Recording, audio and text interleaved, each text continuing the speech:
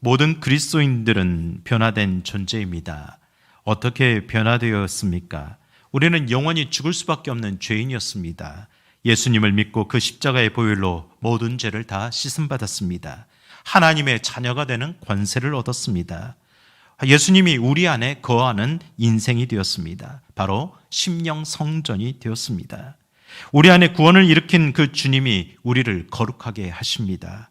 날마다 이끌어 가십니다. 그러므로 우리는 사랑으로 사는 사람이 되었습니다. 또 성령 안에서 평안을 누리게 되었습니다. 이보다 더 큰 변화가 어디 있습니까? 이보다 더 큰 기적이 어디 있습니까? 사랑하는 성도 여러분, 오늘도 말씀 안에서 예수 그리스도 안에 된 변화된 모습이 무엇인지를 다시 한번 확인하는 귀한 은혜의 시간이 되시기를 간절히 축복합니다. 더불어서 변화된 인생이 누리는 그 은혜가 무엇인지를 바로 알고 삶에서 경험되는 은혜가 함께 하시기를 간절히 축복합니다. 변화된 존재는 어떤 존재입니까? 우리는 오늘 본문의 사건 가운데 나오는 두 사람, 즉 두 사람들을 통해서 영적인 교훈을 얻게 됩니다. 첫 번째, 마리아입니다. 우리는 마리아처럼 모든 인생의 문제를 예수님께 가지고 나와야 합니다. 1절과 2절 말씀을 우리 다시 한번 읽어보겠습니다. 사흘째 되던 날 갈릴리 가나에 혼례가 있어 예수의 어머니도 거기 계시고 예수와 그 제자들도 혼례의 청함을 받았더니 아멘. 본문의 사흘째 되던 날이란 예수님께서 12 제자를 부르시고 사흘이 지났다라는 뜻입니다. 예수님의 제자, 즉 일반 사람에서 예수님을 믿는 사람이 되었고 제자가 되었습니다. 엄청난 변화를 경험했죠. 예수님과 함께 살기로 결심했습니다. 바로 그 결심을 한 제자들을 데리고 예수님은 초대받은 갈릴리 가나의 혼인잔치에 참여했습니다. 그곳에는 예수님의 어머니도 함께 있었습니다. 왜 예수님의 어머니와 예수님이 초대받았을까? 이에 대해 많은 신학자들은 이 결혼 예식이 예수님의 친척의 결혼 예식이었다라고 그렇게 말합니다. 그리고 어떤 학자는 제자 나다나엘, 1장에서 만났던 나다나엘 자신의 결혼식이었다. 그래서 예수님이 꼭 가셔야만 했다라고 그렇게 추측해 봅니다. 이에 어떠하든 결혼식은 참 중요합니다. 여러분도 일가 친척, 가족의 결혼식에는 절대 빠지지 않으려고 그렇게 노력할 겁니다. 그 당시 결혼식은 더 비중이 컸습니다. 어디에 살든지 그 결혼식에는 꼭 참석하려고 했습니다. 그래서 그 결혼식은 더욱 성대하게 잔치가 열렸습니다. 가까운 마을 사람들부터 먼 곳에 있는 사람들까지 함께 모여 마시고 춤추며 즐거워하는 시간이었습니다. 신랑 신부를 축복하는 시간이었습니다. 그러므로 그 시간은 하루 이틀에 끝나지 않습니다. 일주일 동안 그렇게 진행되었습니다. 더 길게 진행될 때도 있었습니다. 여러분, 제가 제주도에서 오래전에 결혼식에 참여해 보니까 제주도도 결혼식을 수일 동안 그렇게 하는 모습을 보고 성경의 이 모습이 이렇구나라는 것을 경험한 적이 있습니다. 그 기쁨의 자리에 필요한 것들이 정말 많겠죠. 하객들도 필요하고 음식들도 필요한 겁니다. 하객들이 있을 때, 축하객들이 있을 때 또 먹는 음식이 중요하죠. 그 음식 중에서 가장 필요한 것은 바로 포도주였습니다. 그런데 그 자리에 중대한 문제가 발생합니다. 3절 말씀 우리 함께 읽겠습니다. 포도주가 떨어진지라 예수의 어머니가 예수에게 이르되 저들에게 포도주가 없다 하니.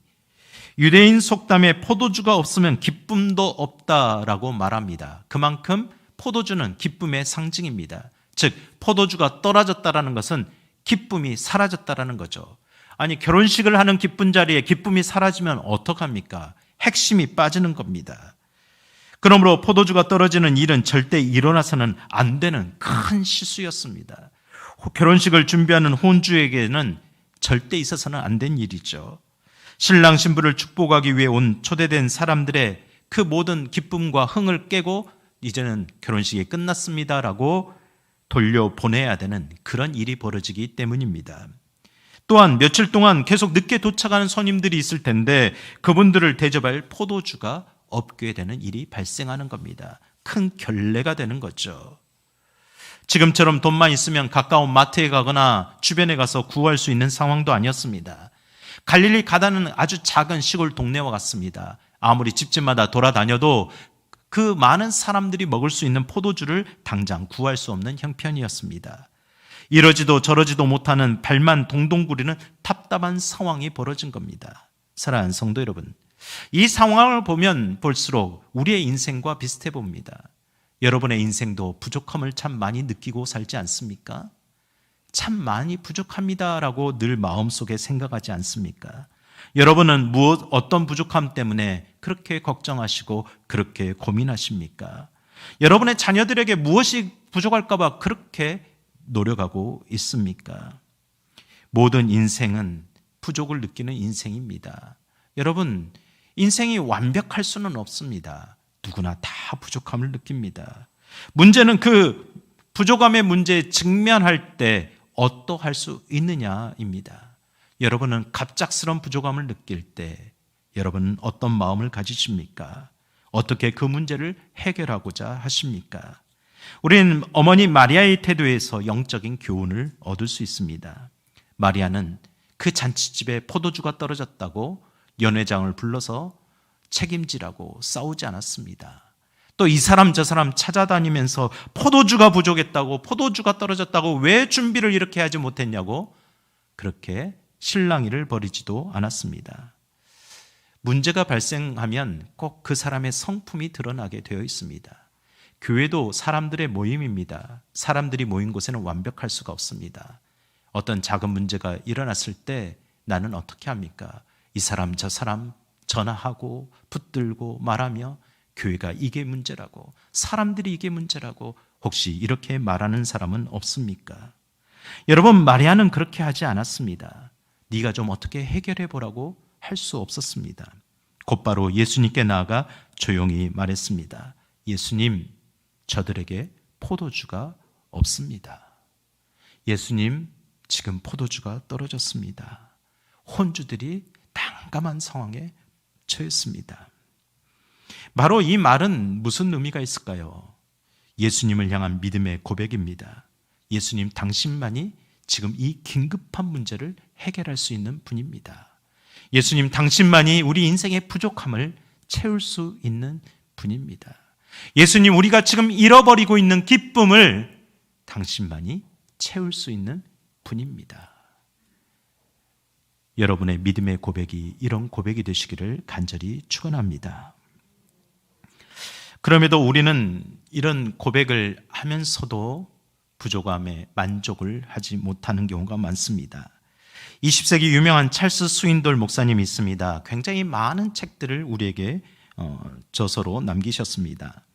그분이 이렇게 말했습니다. 성령께서 내 삶을 변화시키고 계십니까? 아니면 아직도 변화가 없습니다 라고 대답하고 있습니까? 만약 그렇다면 그 이유는 두 가지 중에 하나입니다. 첫째는 당신 속에 성령님이 계시지 않는 겁니다. 다시 말하면 당신은 아직 진짜 그리스도인으로 변화되지 않았습니다. 둘째는 성령님께서 당신 속에 계시지만 아직도 그분을 주인으로 모시지 않고 제멋대로 살아가기를 좋아하기 때문입니다. 여러분은 성령님과 함께하는 존재가 되었습니까? 여러분, 일주일에 한 번 이 예배 시간에 참석하는 종교인이 되지 마시기 바랍니다. 예수님을 믿는, 예수님을 인생의 구주로 받아들이는 그리스도인이 되시기를 간절히 축원합니다. 믿음은 관계입니다. 히브리서 11장 6절 말씀 우리 함께 읽겠습니다. 믿음이 없이는 하나님을 기쁘시게 하지 못하나니 하나님께 나아가는 자는 반드시 그가 계신 것과 또한 그가 자기를 찾는 자들에게 상 주시는 이심을 믿어야 할지니라. 믿으십니까? 예수님을 믿는 믿음이 필요합니다. 그분이 누구인지 믿는 믿음이 필요합니다. 오늘 주님은 우리 안에 그 믿음을 묻고 계십니다. 너희 안에도 마리아처럼 나를 믿고 있느냐? 너희의 인생의 부족함을 해결할 수 있는 그 유일한 해결책이, 그 해결자가 나임을 믿고 있느냐? 너는 나를 얼마나 믿느냐? 이렇게 묻고 계십니다. 여러분, 확실한 답을 하실 수 있기를 간절히 축원합니다. 어머니 마리아의 요청에 예수님이 어떻게 대답했습니까? 4절 말씀 함께 읽겠습니다. 예수께서 이르시되 여자여 나와 무슨 상관이 있나이까? 내 때가 아직 이르지 아니하였나이다. 아멘. 이 부분을 읽을 때마다 우리는 오해하지 말아야 됩니다. 한국의 번역의 문제입니다. 본문의 여자여라는 헬라어는 그 당시 여인을 향한 극존칭의 용어입니다. 어머님 하고 부르는 뜻입니다. 예수님은 십자가에 달리실 때도 여자여 보소서라고 말했습니다. 매우 공손한 어투로 예수님이 말씀하신 겁니다. 이것은 이 말씀 가운데는 어머니 마리아의 믿음을 들여다보고 있었습니다. 그리고 말씀하는 거죠. 어머니, 지금 이 상황이, 포도주가 부족한 이 상황이 나와 무슨 관계가 있습니까? 아니, 지금 이 부족한 상황을 당신은 내가 해결할 수 있는 자라고 생각하십니까? 그것을 믿으십니까?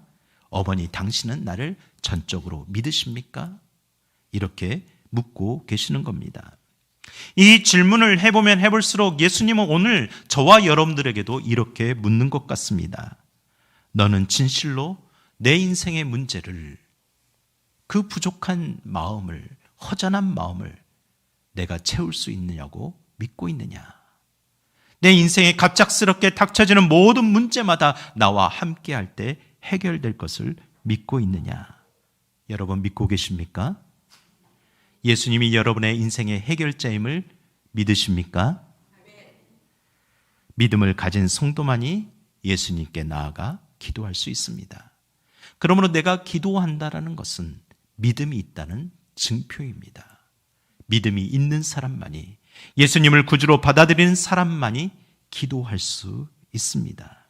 여러분은 얼마나 기도하고 있습니까? 어찌 보면 포도주를 주는 일은 예수님께 중대한 사항이 아니었습니다.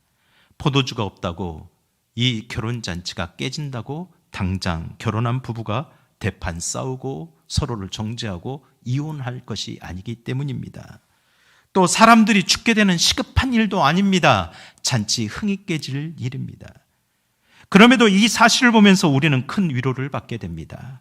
예수님은 아직 내 때가 아니다, 십자가에 죽을 때가 아님을 말씀하셨지만 그럼에도 우리의 부족함을 해결해 주시기로 결정하셨기 때문입니다.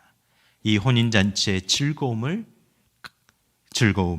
이 즐거움이 깨지지 않도록 개입하시기로 작정하셨습니다. 예수님은 이런 분이십니다. 우리들의 형편과 처지를 결코 외면하지 않으십니다. 우리를 고아처럼 버려두지 않으십니다. 나는 너의 기쁨이, 너의 평안이 계속되길 바란다라고 우리를 바라보고 계십니다. 그런 주님이 저와 여러분과 함께 하심을 믿으시기를 바랍니다. 예수님을 만나고 변화된 인생, 기도하는 인생으로 바뀐 한 사람의 인생 이야기는 빠지지 않고 등장하는 사람이 있습니다. 그 인생은 어렸을 적 상습적으로 아버지 주머니에서 돈을 훔치던 한 소년이 있었습니다. 그 소년은 자라 다른 이에게도 사기를 칩니다. 거짓말로 돈을 빼앗았습니다. 도둑이 되었습니다. 청년 시절 늘 술과 도박에 빠져 지냈습니다. 그렇게 인생을 살아가지만 인생이 만족하지 못합니다. 늘 부족함을 느낍니다. 어느 날 그 청년이 토요일 저녁 한 기도 모임을 찾아갔습니다. 그때 그 자리에서 무릎을 꿇고 눈물을 흘리며 간절히 기도하는 한 그리스도인의 모습을 보고 깊은 감명을 받았습니다. 그리고 자신을 돌아보게 됩니다. 지금까지 삶에 대한 회의와 자책감을 가지고 자신도 기도해 보았습니다. 기도 중에 회개하게 되었습니다. 예수님을 깊이 고백하며 만나게 되었습니다. 이후 그의 삶은 완전히 변화되었습니다. 나는 이제 술과 도박을 끊고 변화된 삶을 살겠다라고 결심했습니다. 그리고 시작한 일이 고아를 돌보는 일이었습니다. 고아원 사역을 통해 자신이 먼저 주님께 가까이 갈 수 있기를 바랬습니다.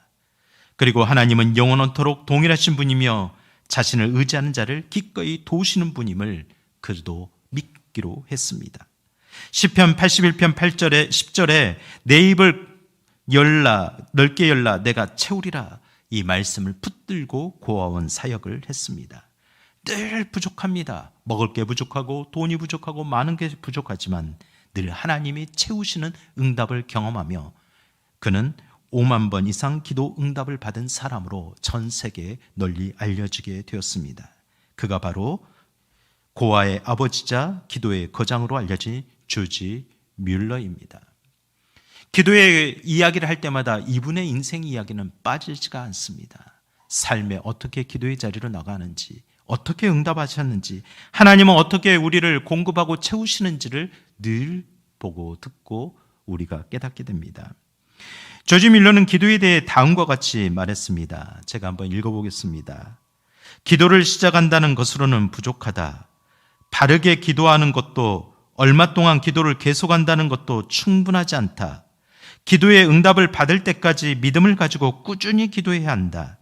더 나아가서는 끝까지 기도를 계속할 뿐 아니라 하나님께서 우리의 기도를 들으시고 응답해 주시리라는 것을 믿어야 한다. 그러나 대부분의 경우 우리는 축복을 받을 때까지 계속 기도하지 못하고 축복을 쉬지 않고 기대하지도 않는다. 여러분, 어떤 마음으로 기도하십니까? 제가 늘 하는 말이 있죠. 기대하는 사람만이 기도할 수 있습니다. 기대하는 사람만이 기도할 수 있습니다. 한 주간 신방을 하면서 비슷한 제목을 듣곤 했습니다. 목사님, 예전엔 참 열심히 기도했었습니다. 목사님, 예전에 그 첫사랑의 뜨거움이 회복되지 않습니다. 왜 이런지 모르겠습니다. 그때는 형편도 어렵고 하루 종일 일하고 수고하며 해결해야 할 문제들이 산더미 같았습니다. 그럼에도 새벽에 나와 기도하고 하루 종일 일하고 퇴근할 때 저녁 11시에라도 이곳에 찾아와 기도하곤 했었습니다. 얼마나 눈물로 기도했는지, 그 시간을 어떻게 이겨냈는지 그 기도 덕분인 줄 믿습니다. 여러분, 저는 그렇게 생각해 봅니다. 어쩌면 우리가 그렇게 간절한 상황이 아니기 때문에 기도하지 않는 건 아닐까요? 여러분에게는 그렇게 인생의 촉각을 다투는 긴급한 일이 없기 때문은 아닙니까? 살만하기 때문에. 그런데 생각해 보면 그렇게 위급한 상황에 간절히 기도할 만큼 문제가 없는 것 자체가 저는 더 큰 축복이라고 생각합니다. 더 큰 은혜입니다. 바로 그때 중체대한 문제가 없을 때 더 끄덕게 기도할 때 더 큰 은혜가 임하실 줄 믿습니다. 마태복음 21장 21절과 22절에 주님께서 말씀하셨습니다. 우리 함께 읽겠습니다. 예수께서 대답하여 이르시되 내가 진실로 너희에게 이르노니 만일 너희가 믿음이 있고 의심하지 아니하면 이 무화과 나무에게 된 이런 일만 할 뿐 아니라 이 산더러 들려 바다에 던져지라 하여도 될 것이요 너희가 기도할 때 무엇이든지 믿고 구하는 것은 다 받으리라 하시니라. 아멘. 이 한 주간 여러분의 부족한 마음보다 인생에 찾아오는 긴급한 문제들보다 주님을 더 크게 바라볼 수 있는 기도의 시간을 갖기를 간절히 축원합니다. 기도의 시간을 통해서 우리의 부족함을 채우시는 예수님을 만나게 되길 간절히 축원합니다. 두 번째, 우리들은 하인들의 모습을 통해서 예수님의 말씀에 온전히 순종해야 함을 배우게 됩니다. 예수님께 믿음으로 구했던 마리아가 말했습니다. 5절 함께 읽겠습니다. 그의 어머니가 하인들에게 이르되 너희에게 무슨 말씀을 하시든지 그대로 하라 하니라. 아멘. 여러분, 기도 후에 해야 될 일이 여기에 있습니다. 그것은 무엇입니까? 너희에게 무슨 말씀을 하시든지 그대로 하라. 주님께서 무슨 말씀을 하시든지 그대로 하라. 믿음에 더한 순종을 요청하십니다. 순종에 대한 해답입니다. 마리아가 주님 앞에 문제를 가지고 나왔습니다. 참 귀한 일입니다. 기도를 했습니다. 주님 도와주십시오. 주님 살려주십시오. 그 다음에 거기서 끝내면 안 됩니다. 그 문제에 대해서 예수님이 어떻게 말씀하시는지를 들었다면, 성령님께서 내 마음에 감동을 주셨다면 그 믿음에 순종하는 믿음이 더해져야 됩니다. 이것이 바로 물이 포도주도 변하는 기적을 경험하는 길입니다. 시대가 변해도 어떤 시대의 성도들에게도 이 영적 원리는 똑같습니다. 사랑하는 성도 여러분, 너희에게 무슨 말씀을 하든지 그대로 하라. 부담되시죠? 주님이 내가 감당하지 못할 말씀을 하시면 어떡하지? 그래서 우리 많은 성도들이 목사님 순종 그만 좀 말하십시오. 우리도 다 압니다. 이렇게 말하는 경우를 종종 듣습니다. 그런데 그것은 내가 들어보고 납득이 되고 이해가 되면 그때 순종하겠다라는 말입니다. 예수님의 관점이 아닌 내 관점대로 순종하겠다라는 뜻입니다. 여러분, 하인들의 모습을 보시기 바랍니다. 그들에게는 이미 지금 어떤 명령이 내리실지 어떤 말씀을 하실지 아직 듣지 않았습니다. 알 수도 없었습니다. 그럼에도 마리아가 그렇게 하라 하니 마음에 결심을 했습니다. 말씀을 들었으니 순종하겠습니다. 그것이 우리의 본분입니다. 이런 마음을 가졌던 겁니다.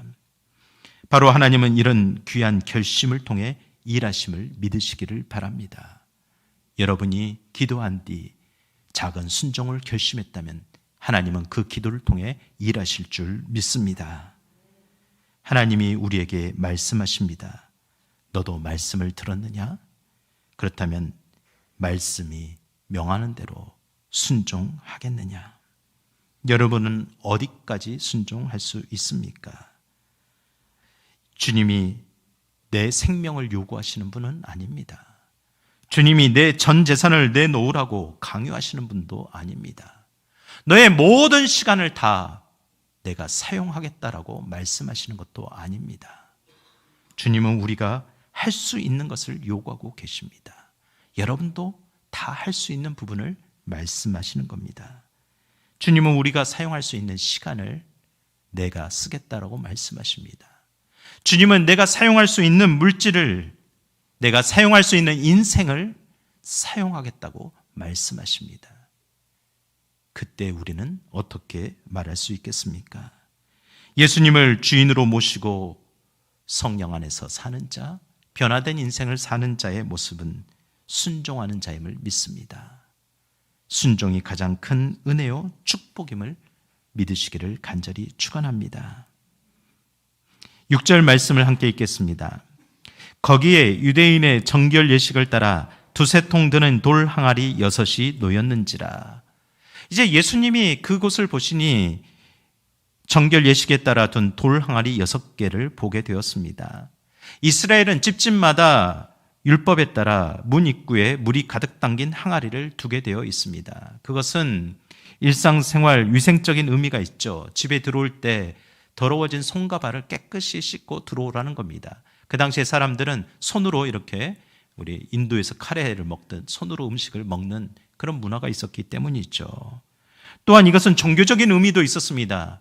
너는 세상에 다닐 때 네가 원하지 않는 말을 얼마나 많이 했느냐.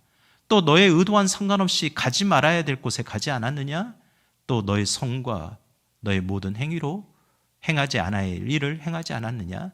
너를 돌아보고 너의 집으로 들어올 때 너의 죄를 씻고 들어오라. 그래서 지금도 이슬람은 또 구약의 율법에 따라 성전 맨 입구에 물두멍을 주는 겁니다.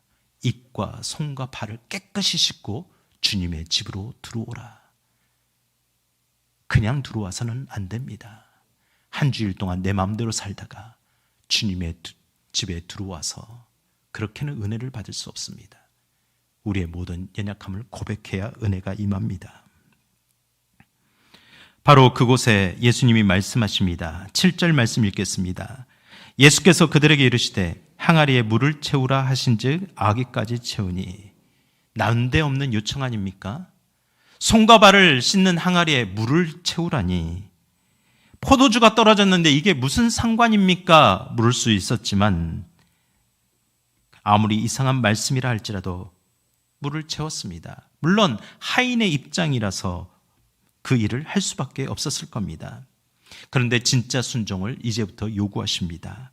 8절에 예수님이 뭐라고 말씀하셨습니까? 그 물을 이제는 떠서 어디에 갖다 주라고요? 연회장에 갖다 주라. 물을 채웠는데 포도주가 부족한 연회장에 갖다 주라는 겁니다.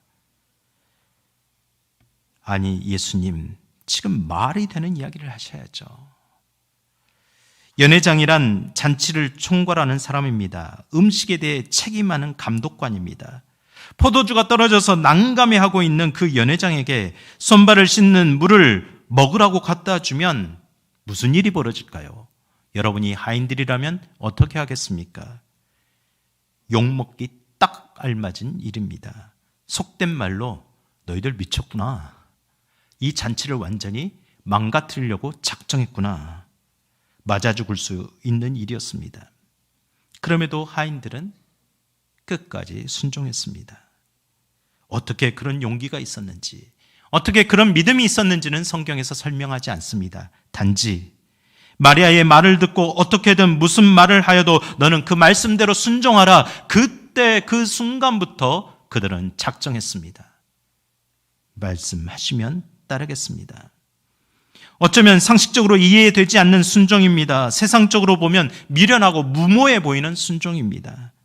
그럼에도 하나님은, 주님은 그 순종을 통해 놀라운 기적을 일으키셨습니다.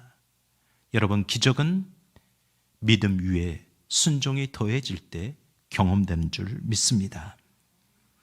9절과 10절 말씀 함께 읽겠습니다. 연회장은 물로 된 포도주를 맛보고도 어디서 났는지 알지 못하되 물떠온 하인들은 알더라. 연회장이 신랑을 불러 말하되 사람들이 먼저 좋은 포도주를 내고 취한 후에 낮은 것을 내거늘 그대는 지금까지 좋은 포도주를 두었도다 하니라. 여러분, 물은 물이고 포도주는 포도주입니다. 마술사가 요즘 그렇게 만든다고 하지만 진짜는 아닙니다. 화학적인 변화가 절대 일어날 수 없습니다. 예수님은 그럼에도 마리아의 믿음 위에 하인들의 순종을 더하여 놀라운 일을 행하셨습니다. 잔치에 참여한 사람들은 모두 좋은 포도주가 어디서 이렇게 구해졌는지, 다른 집에 가보면 얼큰하게 취했을 때 품질이 낮은 나쁜 포도주를 내는데 이 집은 그렇지 않네? 칭찬이 자자했습니다. 연회장도 그 맛을 보고 감탄할 뿐이었습니다. 바로 그때 중요한 말이 이곳에 나옵니다. 9절을 보십시오. 물떠온 하인들은 알더라. 물떠온 하인들만 알았습니다. 순종에 참여한 자들만 알았습니다. 순종으로 응답한 사람들만이 예수님이 어떤 분이신지를 알게 되었습니다. 사랑하는 성도 여러분, 이것이 누구나 알 수 없는 놀라운 신앙의 비밀입니다. 나는 왜 기도 응답을 받지 못할까요? 내 가운데는 왜 성령의 평안을 누리지 못하는 것 같을까요? 나는 왜 변화된 삶을 살지 못하고 여전히 그렇게 오랫동안 신앙생활을 하는데 똑같을까요? 신앙의 놀라운 비밀을 여러분 찾아보시기 바랍니다. 성경에는 인생의 문제를 가지고 예수님께 나아가 믿음으로 구한 사람들, 수많은 사람들의 이야기가 나옵니다. 바로 예수님을 만났을 때 예수님은 한 가지만 말씀하셨습니다. 내 말대로 그대로 순종하라. 마태복음 8장에 보면 로마의 백부장이 중풍병으로 괴로워하는 하인을 위해 예수님을 찾았습니다. 예수님께 가서 고쳐주시겠다 하자 백부장은 그저 말씀만 하시면 하인이 나을 것이라고 말했습니다. 당시 하찮은 하인을 위해 백부장이 찾아온 것도 놀라운 일입니다. 그런데 그 백부장에게 더 놀라운 믿음이 있었습니다. 다만 말씀만 하옵소서. 그러면 나을 줄 믿습니다. 백부장을 향한 예수님의 그 온전한 믿음과 말씀에 순종하는 믿음이 놀라운 기적을 경험케 했습니다. 이런 백부장의 믿음에 대해 예수님이 칭찬하셨습니다. 마태복음 8장 10절 말씀 우리 함께 읽겠습니다. 내가 진실로 너희에게 이르노니 이스라엘 중 아무에게도 이만한 믿음을 보지 못하였노라. 13절입니다. 예수께서 백부장에게 이르시되 가라, 내 믿음대로 될지어다 하시니 그 즉시 하인이 나으니라. 아멘. 사랑하는 성도 여러분, 오늘 2023년 이 온 세상 사람 중에, 그리스도를 믿는 사람들 중에 아무에게서도 너만한 믿음을 보지 못하였다, 이런 칭찬을 듣기를 원합니다. 이만한 교회를 보지 못했구나, 이만한 성도들을 내가 보지 못했구나, 너무 기쁘구나, 이런 칭찬 한마디 들을 수 있다면 그보다 더 큰 은혜가 없을 줄 믿습니다. 누가복음 5장 5절에 베드로가 말씀에 순종하여 그물을 내릴 때 그물이 찢어지도록 고기를 채워주셨습니다. 오병이의 기적도 제자들이 순종할 때 경험할 수 있었습니다. 여러분, 우리는 순종을 요구할 때 이렇게 응답하지 않습니까? 주님 좀 기다려 주십시오. 제 형편을 좀 살펴보고요. 제 스케줄을 좀 살펴보고요. 제 수중에 있는 지갑에 들어있는 통장의 잔고를 좀 살펴보고요. 좀 기다려 보십시오. 제가 아직 계획이 쓰지 않았습니다. 여러분, 이런 모습도 주님이 원하는 모습은 어떤 모습일까요? 주님, 저는 참 부족합니다. 주님의 말씀 앞에 순종할 만한 용기도 없습니다. 그럼에도 주님께서 말씀하셨으니 주님이 원하신다면 순종을 해보겠습니다. 주님 앞에 정직하게 내어드리는 마음을 원하십니다. 사랑하는 성도 여러분, 오히려 나의 믿음의 연약함을 고백할 때 주님은 그 모습까지 그대로 받아주십니다. 그리고 믿음의 사람, 순종의 사람이 되도록 인도해 주실 줄 믿습니다.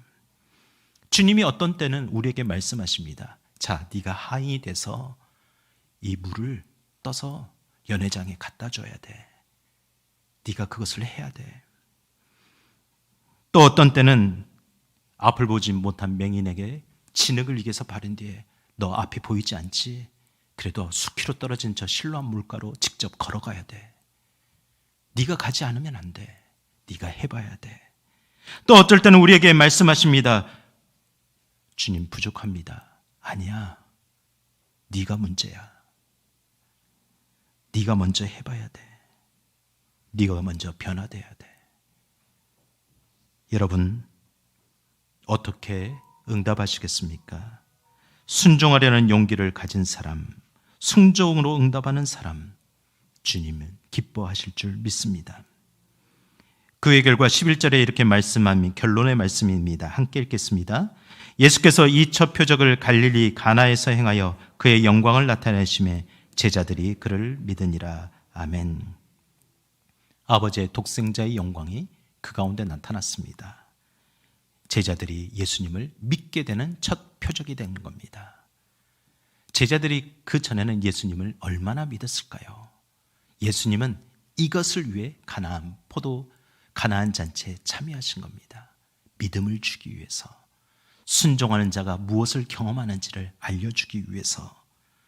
그렇다면 오늘 우리에게도 동일한 은혜가 있을 줄 믿습니다. 사랑하는 성도 여러분, 하나님께서 우리의 기도에 응답하실 준비를 다 하셨습니다. 우리가 순종할 때, 그 순종을 더할 때 우리를 부족함을 채워주실 준비를 다 하고 계십니다. 물이 포도주로 변화되는 기적은 온전하게 믿는 그 믿음 위에 나의 순종이 더해질 때 경험될 수 있음을 믿으시기를 바랍니다. 사랑하는 성도 여러분, 무엇이 그렇게 부족하십니까? 무엇 때문에 그렇게 고민이 많으십니까? 무엇을 가지고 그렇게 걱정하십니까? 인생에 문제들이 있다면 주님 앞에 가지고 나아가시기 바랍니다. 그 주님 앞에 나아가고 주님의 말씀을 듣고 순종하는 자리에 있기를 바랍니다. 주님은 여러분에게 어떤 말씀을 하실지 저는 알지 못합니다. 그러나 주님은 분명히 깨닫게 하실 겁니다. 이 한 주간만이라도, 아니 이 사순절만이라도, 아니 올해 이 한 해만이라도 다른 어떤 해보다 순종하는 자리에 있어서 예수님께서 경험케 하는 놀라운 그 이적을, 그 기적을, 그 응답을 경험케 되는 귀한 날들이 되시기를 간절히 축원합니다. 우리 함께 기도하십시다. 여러분 한 주간 살아가면서 여러분의 마음을 고민스럽게 하는 일들이 있습니까? 여러분의 마음속에 차지 아니하고 부족함을 느끼게 하는 문제들이 있습니까? 계속되는 기도의 제목이 있습니까? 주님, 제 인생은 부족합니다. 주님이 채워주셔야 됩니다. 주님이 해결해 주셔야 됩니다. 그 문제를 가지고 주님 앞에 나아갑니다. 주님 채워주옵소서. 주님 말씀하시면 순종하겠습니다. 그 어떤 말씀이라도 그대로 듣고 따르겠습니다. 용기를 가지고 순종하겠습니다. 우리 이렇게 우리 자신을 놓고 우리 함께 기도하십시다. 같이 기도하겠습니다. 거룩하신 주님, 오늘도 주님 앞에 나왔습니다. 주님, 저희가 이 자리에 나올 때면 인생에 버거운 마음들이 있습니다. 저희들의 인생의 문제, 끊임없이 고민되는 것들이 있습니다. 해결돼야 될 그런 일들이 있습니다. 주님, 저의 마음속에 있는 그것들을 주님 앞에 내어놓습니다. 그것이 어떤 크고 작은 일이라도 주님과 함께 해결하기를 원합니다. 주님이 나의 인생의 해결자 되심을 믿고 해결받기를 원합니다. 주님, 바로 그때 주님께서 말씀하시면 듣겠습니다. 주님께서 원하신다면 따르겠습니다. 주님께서 우리를 부르는 자리라면 저희가 있겠습니다. 주님, 제가 해야 될 것이 무엇입니까? 제가 할 수 있는 것이 무엇입니까? 주님, 저를 이끌어 주시옵소서. 저를 이끌어 주시옵소서. 주님 말씀하시면 그 순종을 이루어 보겠습니다. 주님, 용기를 가지고 살겠습니다. 주님, 이끌어 주시옵소서. 물이 변하여 포도주가 되는 그 놀라운 경험을 주님, 저도 경험하고 싶습니다. 주님, 제 인생을 간섭하시고 개입하시고 이끌어 주시옵소서. 우리의 간절한 기대에 담아 예수 그리스도 이름으로 간절히 기도드립니다. 아멘.